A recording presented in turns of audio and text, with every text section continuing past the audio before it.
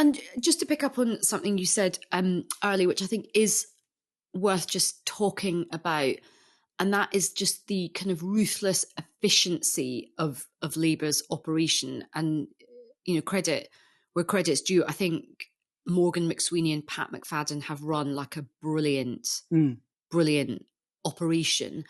And I'm just keen to know your kind of thoughts on how they've sort of focused the efficiency of resources and where to target.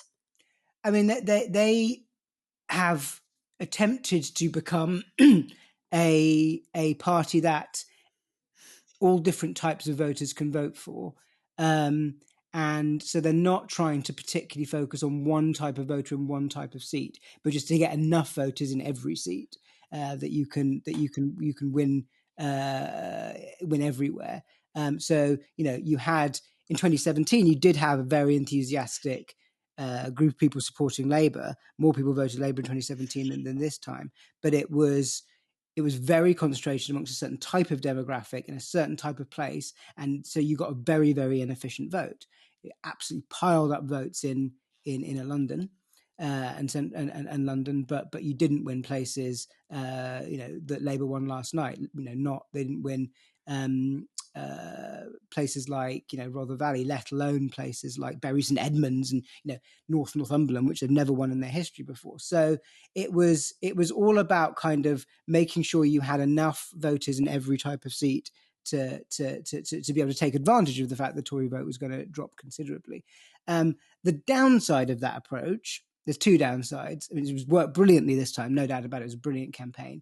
The two downsides is, one is you've got loads and loads of really small majorities everywhere.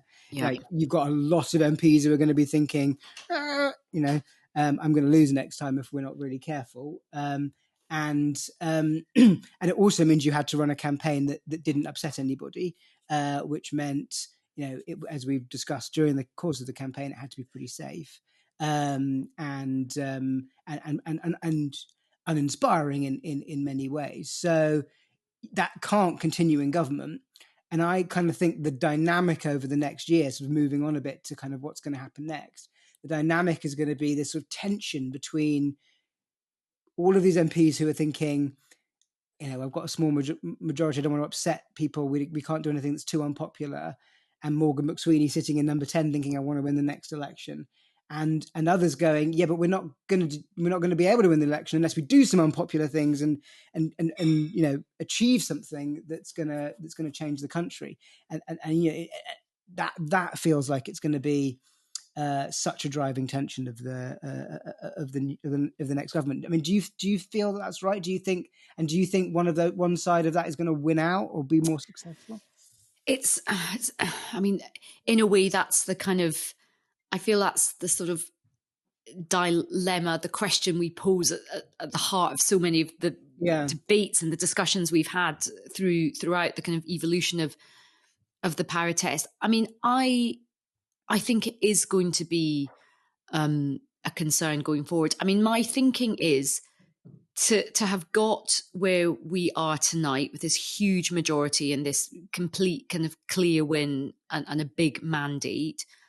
I just think that's brilliant. And I think full credit to Keir Starmer and his team, given where the party was in 2019, absolutely smashed to pieces. I think the whole team have done an absolutely brilliant job. The ground operation has been brilliant. Like, candidates have been telling me the digital operation has been brilliant. Like, it's just all worked. It's just all been kind of organized, strategic, disciplined. The material's been really good. Like, the data's been really good. Like, the whole operation's been excellent. So I think that is brilliant. I think moving onwards to the sort of central question, because our question has kind of evolved over time. Our first thing was like, do we think they can actually pass the first power test, which is to get into power?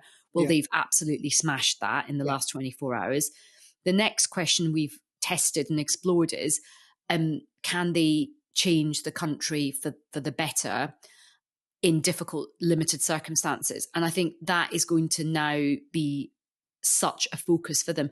I did like a phone-in TV show this morning, and lots of people, I mean, there are quite a few people ringing in who were not happy about a Labour victory, but I think a lot of the listeners are quite reformy anyway. But Mm. there were quite a few Labour people who rang in saying they were over the moon, but, and this was the big but, they had a lot of hope and a lot of expectation, and they wanted to see some tangible benefits to their lives. And when we pressed them and said, what kind of time frame are you thinking, because everything's really Yeah. broken, it's going to take some time, I thought people would say, oh, maybe like 4 or 5 years. A lot of people were like, oh, 1 year. If I'm not seeing Mm. a change in 1 year, Yeah. I'm going to think. And it's like, to your point about a big majority, but many of these seats being small, wafer thin majorities, I am just worried about how, like, what can Labour deliver quite quickly that is not going to cost a huge amount of money, that is going to feel real to people.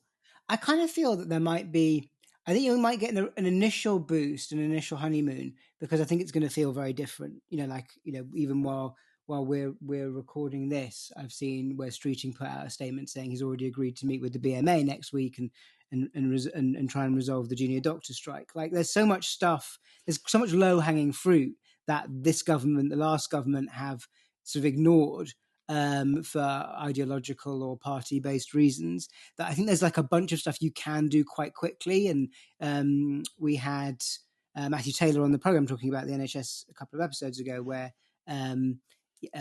he sort of said he gave us a list of a bunch of things you could do just on the NHS. So I think there's sort of there's some quick wins.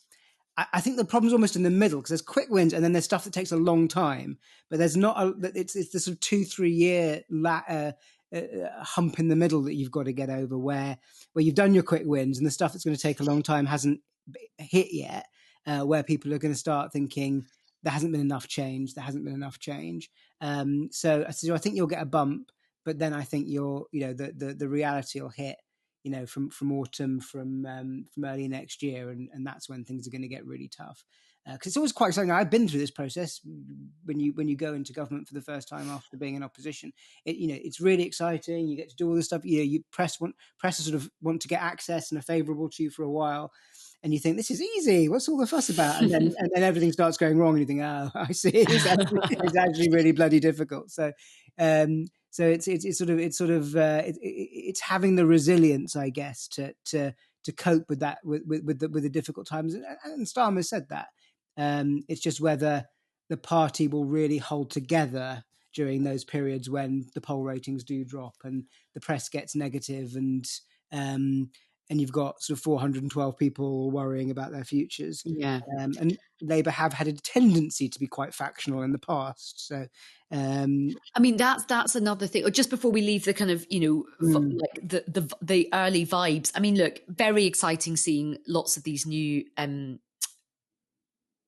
secretaries of state, Rachel Reeves going in, David Lammy going in. I'm very sad about Thangam Debonair, but I think Lisa Nandy is a great appointment as culture secretary. I think the appointments are really, really good. And some very interesting junior ministerial appointments, like James Timpson, appointed Minister of State for Prisons, Parole and Probation at the Ministry of Justice, getting a peerage.